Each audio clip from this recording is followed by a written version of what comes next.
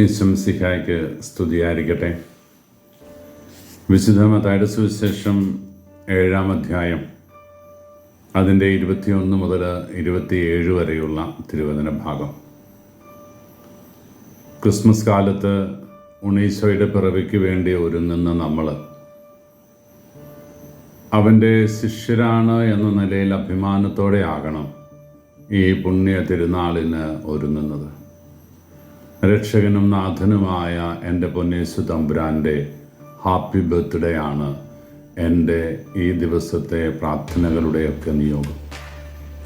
അവൻ്റെ പുണ്യജനനത്തിൻ്റെ സന്തോഷം കൈവരിക്കുവാൻ എനിക്കും നിങ്ങൾക്കും സാധിക്കണമെങ്കിൽ ക്രിസ്തു ശിഷ്യൻ്റെ യഥാർത്ഥ അവബോധത്തിലേക്ക് കടന്നു വരാൻ നമുക്ക് സാധിക്കണം. ഒരു ക്രിസ്തു ശിഷ്യൻ്റെ മാർഗം എങ്ങനെയായിരിക്കണം എന്നതിൻ്റെ വ്യക്തമായ സൂചനയാണ് ഇന്ന് തിരുവചനം നമ്മുടെ മുമ്പിൽ വരച്ച് കാണിക്കുക.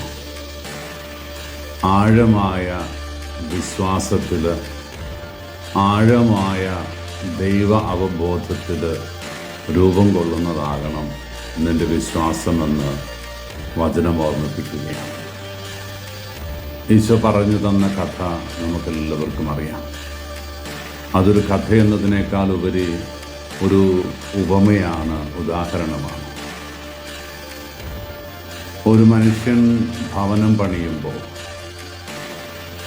കറ്റുള്ള നിലത്ത് നിന്ന് പണിതുയരണം. പാറയിൽ അടിസ്ഥാനമിട്ട് ഭവനം പണിതാൽ അതിൻ്റെ അർത്ഥം അതിൻ്റെ അടിത്തറയ്ക്ക് ഒരു നാളും ക്ഷതമേൽക്കില്ല എന്നാണ്.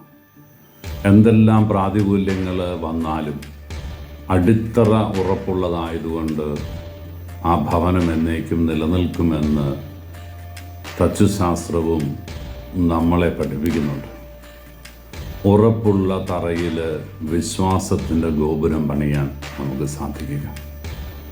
എൻ്റെ ക്രൈസ്തവ സാക്ഷ്യത്തിൻ്റെ ജീവിതം ആഴമായ വിശ്വാസത്തിൻ്റെ നിറവിൽ, പരപ്പിൽ അടിത്തറയിട്ടതാകാൻ നമുക്ക് സാധിക്കണം.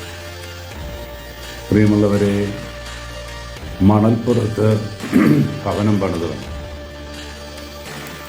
ഒരു ഇളം കാറ്റടിച്ചപ്പോൾ അല്ലെങ്കിൽ കൊടുങ്കാറ്റടിച്ചപ്പോൾ, കാറ്റ് ഒന്ന് വീശിയടിച്ചപ്പോൾ, തിരമാലയൊന്ന് ഉയർന്നു പൊങ്ങിയപ്പോൾ ആ കാറ്റിലും തിരമാലയിലും പെട്ട് തകർന്ന് ഇല്ലാതാവുക. അങ്ങനെയുള്ള ഒരുപാട് ജീവിതങ്ങൾ നമ്മൾ കണ്ടിട്ടുണ്ട്. കരിസ്മാറ്റിക് ധ്യാനം കൂടുന്ന, ധ്യാന കേന്ദ്രങ്ങളിൽ പോയി ധ്യാനം കൂടുന്ന ചില വ്യക്തികളെയൊക്കെ നമുക്കറിയാം. പാറമേൽ പതിച്ച വിത്തുപോലെ വലിയ തീഷ്ണത കൊണ്ട് ചാടി എഴുന്നേൽക്കും. ബൈബിൾ കക്ഷത്തിൽ വെച്ച് ഹല്ലേലൂയയും പ്രൈസ് ദി ലോർഡുമൊക്കെ പറഞ്ഞു നടക്കും.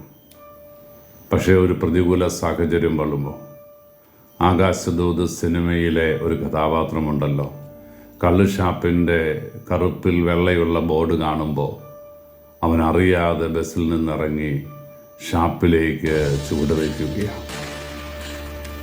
അവനെ തളച്ചിടാൻ പറ്റുന്ന വിശ്വാസത്തിൻ്റെ ബോധ്യം അവന് സ്വയം കണ്ടെത്താനായിട്ടില്ല എന്നത് തന്നെയാണ് അവൻ്റെ പതനത്തിൻ്റെ നിദാനം.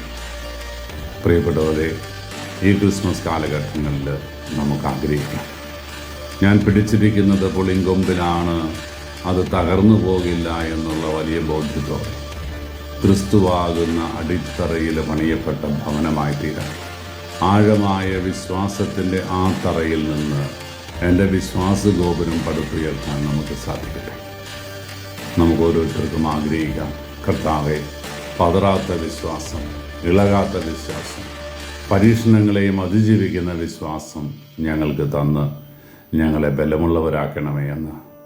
കാലിക്കൊഴുത്തിൽ പിറന്ന ഉണ്ണീശോയെ, എൻ്റെ ജീവിതത്തെ ധന്യമാക്കാൻ, നിൻ്റെ കൃപകൾ കൊണ്ട് നിറയ്ക്കാൻ എൻ്റെ ചാരെ നീ ഓടിയെത്തണമേ എന്ന് ഹൃദയപരമാർത്ഥതയോടെ പ്രാർത്ഥിക്കാം. നമ്മുടെ കർത്താവ് മിശിഹായുടെ കൃപയും പിതാവായ ദൈവത്തിൻ്റെ സ്നേഹവും പരിശുദ്ധാരൂപിയുടെ സഹവാസവും നാം എല്ലാവരും കൂടി ഉണ്ടായിരിക്കട്ടെ.